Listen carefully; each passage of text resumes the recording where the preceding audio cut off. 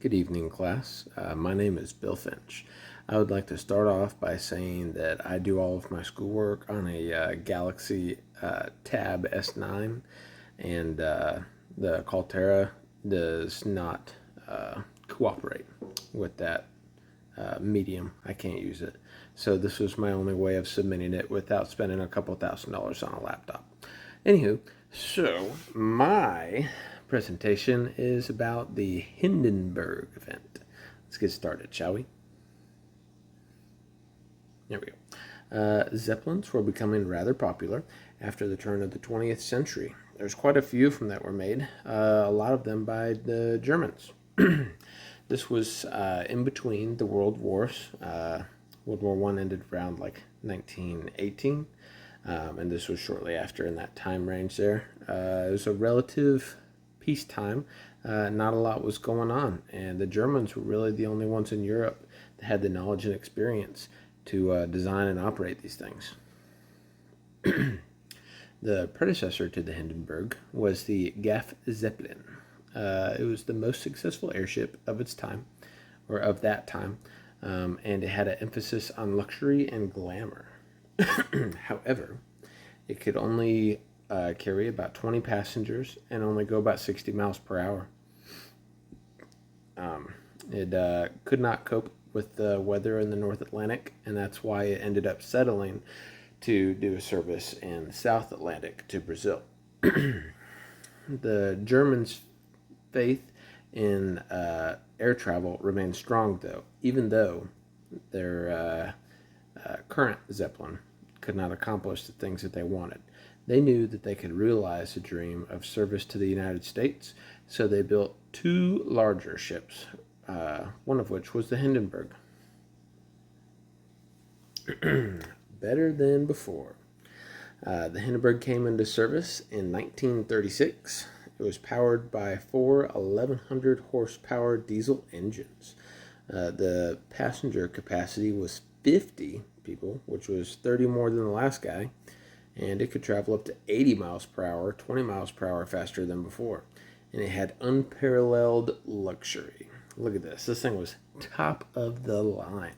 Had a upper deck with promenades on each side for strolling around, looking out windows at panoramic views.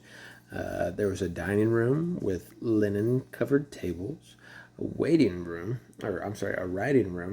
and a lounge with a baby grand piano. Had some bathrooms up there, had showers, crew quarters, a kitchen, and a smoking room. Which leads us to the fatal flaw. It was filled with a flammable hydrogen gas. Yeah, who would have thought? The designers had intended to use helium, but the U.S. refused to supply it, and the U.S. was the biggest supplier of helium at that time period. And so the Germans did what needed to be done. Shortly after the Hindenburg came out in 1936, it had a refit later on in that winter from the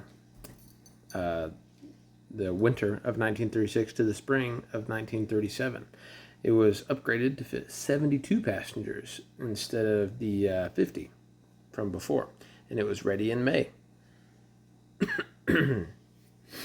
The Germans at this time had a lot of wishful thinking going on. They really wanted a consortium to run a transatlantic service to the U.S. and back. They wanted like 4 ships to go out there on rotation and go back and forth and have running transportation.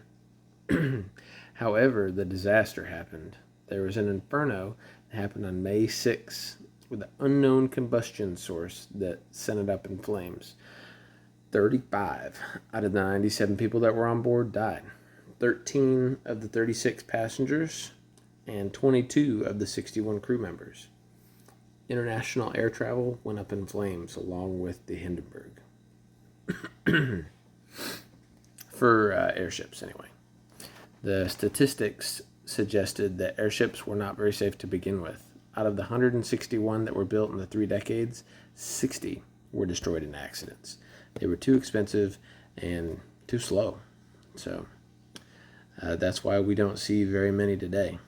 Anyway, thank you very much for watching my presentation. These were my sources. I used our class book from Grant and the complete history. And we used some Wikipedia articles there about the Hindenburg disaster, and of course the handy dandy Google images from the Hindenburg. Everyone have a lovely night. Bye-bye now.